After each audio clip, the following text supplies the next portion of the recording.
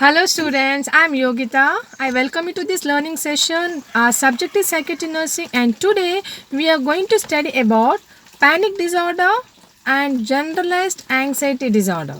Okay, so panic disorder, here panic disorder is characterized by anxiety which is intermittent and unrelated to the situation. Okay. Then generalized anxiety disorder. In generalized anxiety disorder, in which anxiety is unvarying and persistent. Okay, so these two are the common neurotic conditions, but it can frequently seen in females compared to males. This panic disorder and generalized anxiety disorder commonly seen in females. Now, what's the etiology for this panic disorder or generalized anxiety disorder?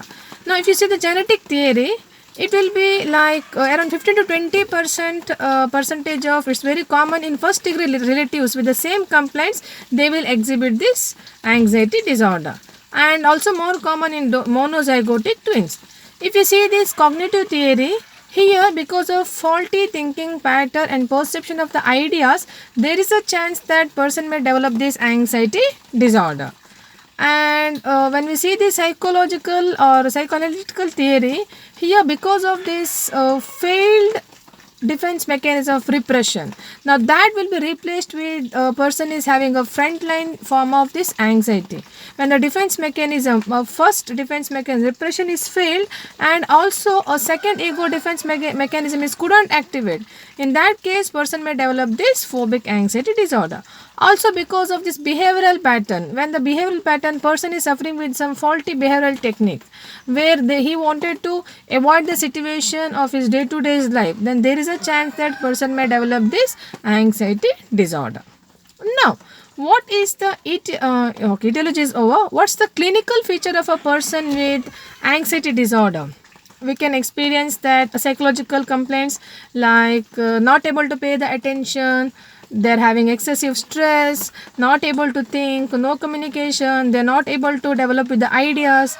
And if you see some physical complaints like shortness of breath, chest tightening, muscle tension, dry mouth, coated tongue, increased heart rate, increased respiration, increased blood pressure. If you see a GI complaints like they're having some butterflies in their stomach, nausea, vomiting.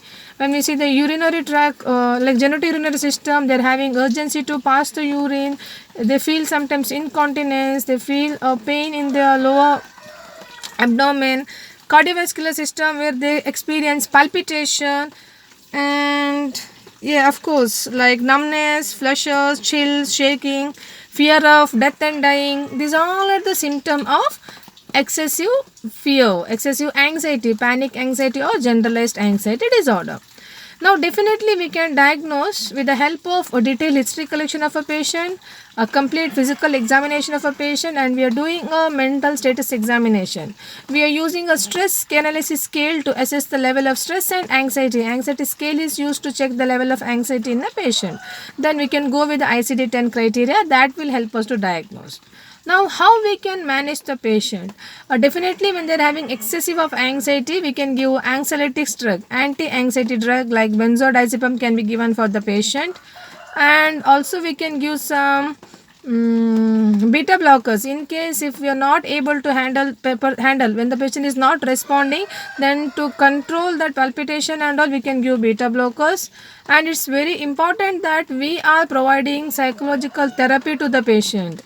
Here very important that we will provide a behavioral therapy, cognitive therapy, psychodrama, role playing, and individual psychotherapy, a supportive therapy to the patient so that they are able to cope with this fear, they are able to cope with this panic disorder.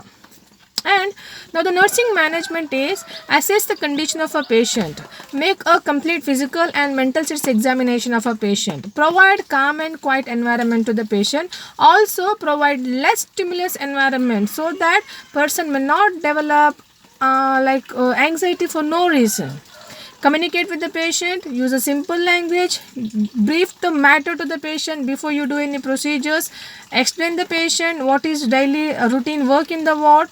Also encourage the patient to do their self-care activity by their own. Give a minimum assistance to the patient to do the activities. Provide psychological support. Don't leave the patient alone. Be with the patient.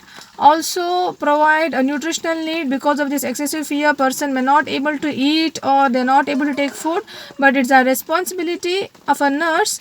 It's a duty of a nurse to meet the nutritional need of a patient and reduce the environmental disturbance. Provide a very good environment. Also encourage the patient to have a good sleep.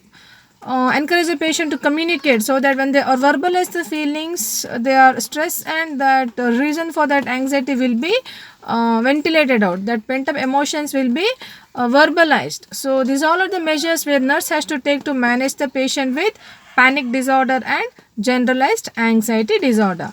I hope you understood. I'll see you in next class. Take care of yourself, and I say thank you to all.